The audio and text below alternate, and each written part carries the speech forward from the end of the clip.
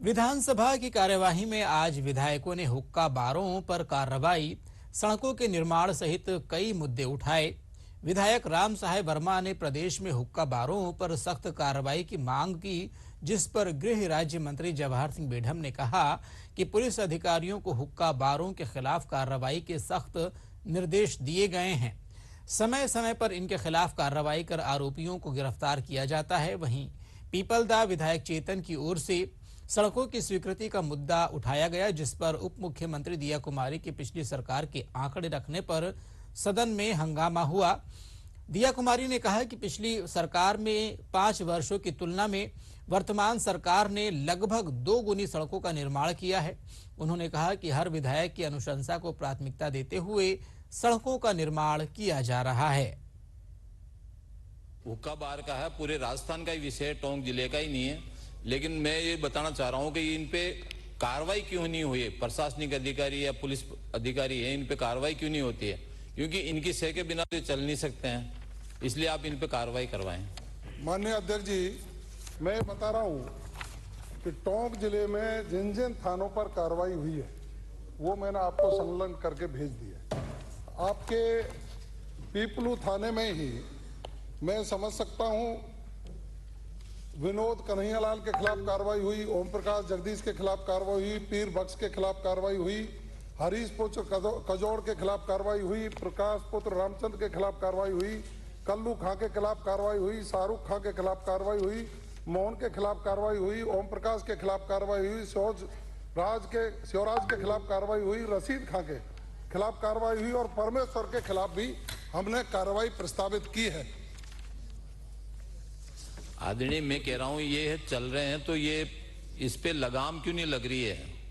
जिस तरह से हमारे जिले में बजरी के ऊपर बहुत पूरा नियंत्रण कर रखा है सरकार ने, इसी तरह इन वो हुक्का बार पर करेंगे तो जो हमारी युवा पीढ़ी है वो इस नशे की लत से बच जाएगी।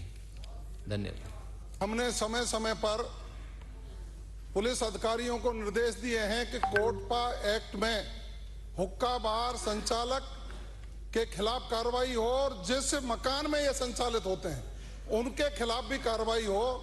हमने कानून सम्मत कार्रवाई करके उनको निरुद्ध करने का काम। पहला पूरक प्रश्न ये है माननीय अध्यक्ष जी कि माननीय मुख्यमंत्री जी द्वारा इस पवित्र सदन में की गई इस घोषणा की पालना नहीं करने पर जिम्मेदार कौन है, किसकी जिम्मेदारी बनती है? माननीय अध्यक्ष महोदय, मैं माननीय सदस्य को ये अवगत कराना चाहूंगी, कुछ आंकड़े मैं भी रखूं। माननीय अध्यक्ष जी, अगर आप अनुमति दें तो पिछली सरकार की तुलना और हमारी सरकार, क्योंकि सड़कों में बहुत अच्छा काम हुआ है। क्यों? आईना देखना, आईना आपको देखना चाहिए, आपने कितना हमारी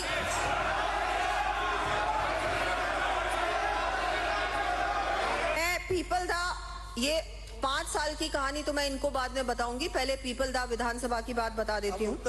पीपलदा विधानसभा क्षेत्र में विधायक के द्वारा वर्ष 2025-26 में 12 सड़कों की अनुशंसा की गई, जिसमें से 7 सड़कों की निविदाएं प्रक्रियाधीन है, जो कि दिनांक 2/2/2026 तक प्राप्त कर ली जाएंगी एवं एक सड़क का कार्य प्रगतिरत है।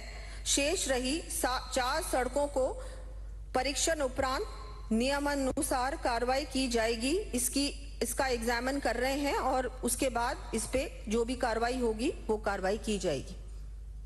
गत सरकार के द्वारा अपने 5 वर्ष के कार्यकाल में 13,160 किलोमीटर लंबाई की नवीन सड़कों का निर्माण कार्य करवाया गया, जबकि हमारी सरकार के 2 वर्ष के कार्यकाल में ही 16,864 किलोमीटर लंबाई की नवीन सड़कों का निर्माण करवाया जा चुका है। मैं 5 साल आपके और 2 साल हमारे गिनवा रही हूँ, इसकी तुलना कर लीजिए और फिर देखिए।